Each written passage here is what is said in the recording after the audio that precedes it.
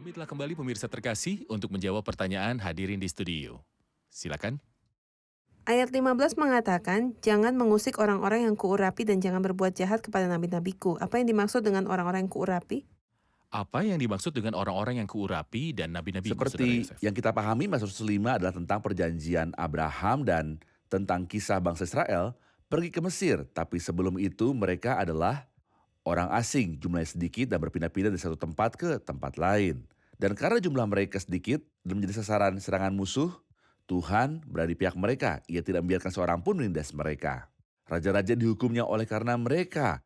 Kita dapat melihat hal ini dalam kisah Abraham dan kisah tentang Ishak dan kisah Yakub. Ia menegur raja-raja atas nama mereka dengan berkata, "Jangan mengusik orang-orang yang kuurapi dan jangan berbuat jahat kepada nabi-nabiku." Di sini kita melihat bahwa Abraham, Ishak dan Yakub termasuk di antara para nabi. Dan kita juga dapat melihat mereka sebagai orang-orang yang diurapi, yang berarti bahwa Tuhan telah memilih mereka. Ketika kapanpun Tuhan mengurapi seseorang, ini berarti dia telah memilihnya. Aku telah mendapat Daud hambaku, aku telah mengurapinya. Daud diurapi karena Allah telah memilihnya. Abraham, Ishak dan Yakub meskipun mereka tidak diurapi dengan minyak tertentu atau dengan Roh Kudus, tapi mereka dipilih oleh Tuhan pada waktu itu. Jadi mereka juga adalah para nabi dan Allah telah memilih mereka. Ya, Mereka benar. adalah orang-orang yang diurapinya dan nabi-nabinya. Benar. Saudara Yosef, kita telah mempelajari bahwa Mazmur 105 berbicara tentang perjanjian Abraham dan para leluhur. Mari kita lanjutkan ke Mazmur 106, apakah yang menjadi pokok bahasannya? Kita dapat menghubungkan Mazmur 105 dan 106 bersama-sama. Dan kita juga dapat menghubungkan Mazmur 105, 106, dan 107 bersama-sama. 105, siapakah Allah di dalam tujuan-tujuannya. 106, siapakah umat dalam ketidaksetiaannya.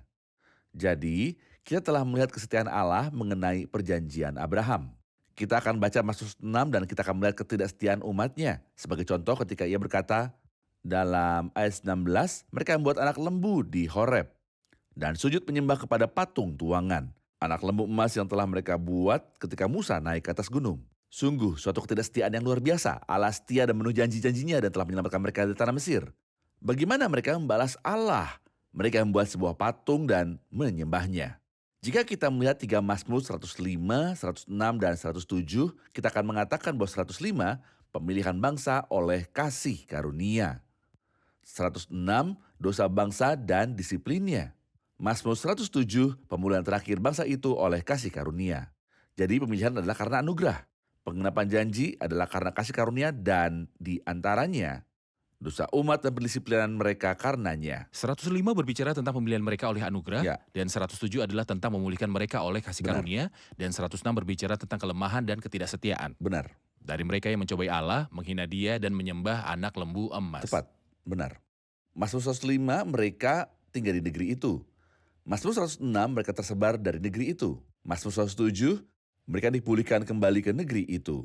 Kita juga dapat mengatakan bahwa sejarah para leluhur adalah Mazmur 105. Lalu sejarah para hakim. Kedalam pembuangan di Mazmur 106. Kemudian pemulihan setelah pembuangan ke Babel dalam Mazmur 107. Mazmur 106 berada di antara tujuan Allah bagi mereka melalui kasih karunia dan memulihkan mereka kembali juga oleh kasih karunia. Dan di Benar. tengah-tengahnya menunjukkan keadaan hati mereka Mereka yang tidak menuju pantas melakukan janji-janji apapun. Allah. Baik. Benar. Tetapi dalam keadaan seperti itu, ketika mereka melupakan Tuhan penyelamat mereka yang telah melakukan hal-hal yang besar di Mesir, perbuatan-perbuatan ajaib di tanah Ham, ayat 23 mengatakan, maka ia mengatakan hendak memusnahkan mereka. Kalau Musa orang pilihannya tidak mengetengahi di hadapannya untuk menyurutkan amarahnya, sehingga ia tidak memusnahkan mereka. Mohon ceritakan tentang peran Musa dalam peristiwa ini. Musa sangat hebat. Karena ketika Tuhan berkata kepadanya, biarkanlah aku, maka aku akan memusnahkan mereka dan kubuat suatu bangsa yang lebih berkuasa dan lebih banyak. Dia tidak peduli pada dirinya sendiri, tapi ia peduli kepada Tuhan terlebih dahulu, kemudian orang-orang selanjutnya. Dan jika kita mengatakan betapa beruntungnya bangsa ini karena Musa, kita lebih beruntung jutaan kali lipat karena Kristus.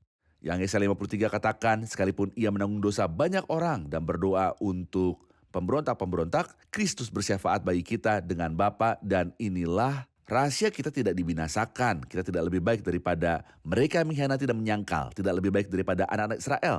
Tapi kita mempunyai seorang pengantara pada Bapa, yaitu Yesus Kristus yang adil. Dan ia adalah pendamaian untuk segala dosa kita. Dan bukan untuk dosa kita saja, tapi juga untuk dosa seluruh dunia.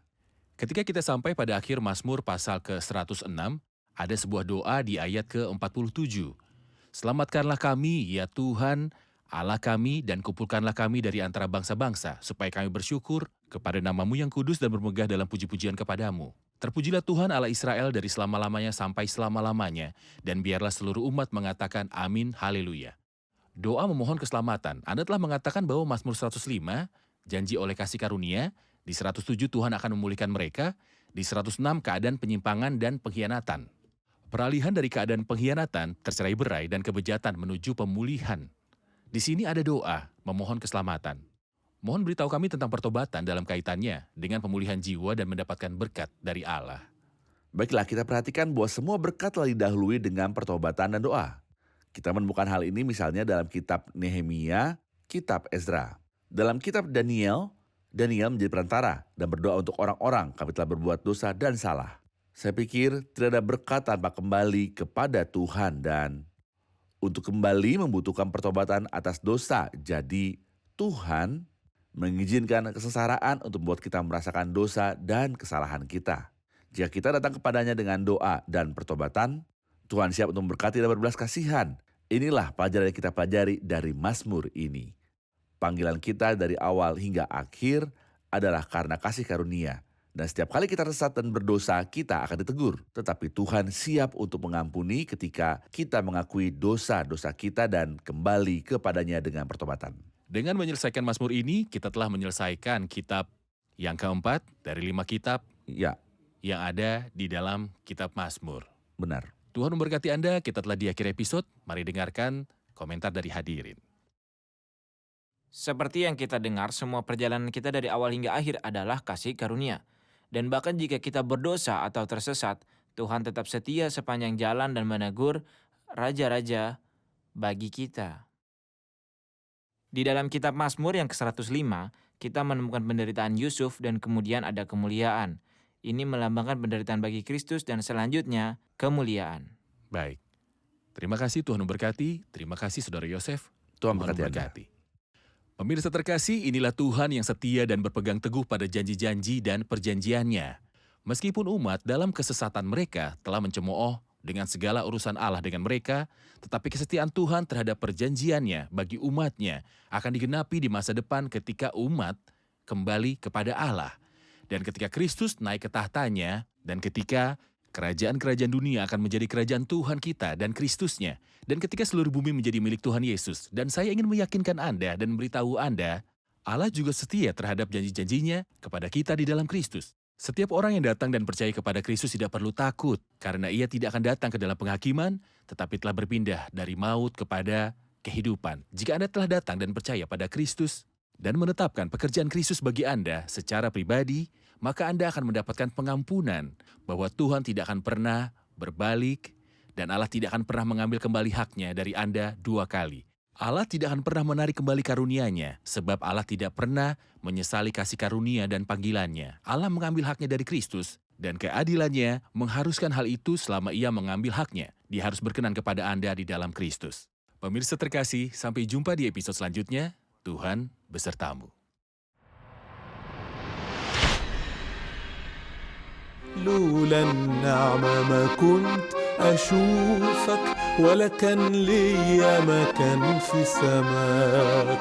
أنا مديون لك ربي بعمري يلي فادتني بسفك دماك. نعمة غنية اتجهت ليا، فكت نفسي من العبودية لما ناداني يسوع ودعاني. حالا قلبي تغير فيا. لولا النعمة ما كنت أشوفك ولا كان ليا مكان في سماك. أنا مديون لك ربي بعمري يلي فادتني بسفك دماك. نعمة تكفي طول الرحلة من بدايتها لحد لقاك. ماشية معايا كل عناية حد ما تيجي تاخدني سماك. لولا النعمة ما كنت أشوفك ولا كان ليا مكان في سماك. أنا مديون لك ربي بعمري يلي فادتني بسفك دماك.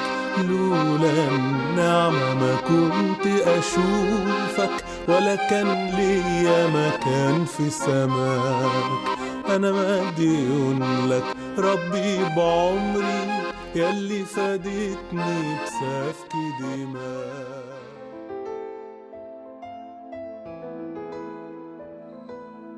Tuhan firman-Mu ajaib, kekal meski gunung menghilang.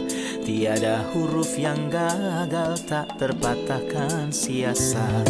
Hidup seperti-Mu ya Allah, lebih dari emas. Aku bersaksi kitab-Mu, kitab yang suci. Mendengarkan firman-Mu, hibur hati yang duka. Terangilah langkahku kemanapun ku pergi. Biarkanlah firman-Mu berkuasa atasku. Ubahkanku, bebaskanku, ku mau menyenangkan-Mu. Tuhan firman-Mu ajaib, ubah dan bebaskan aku.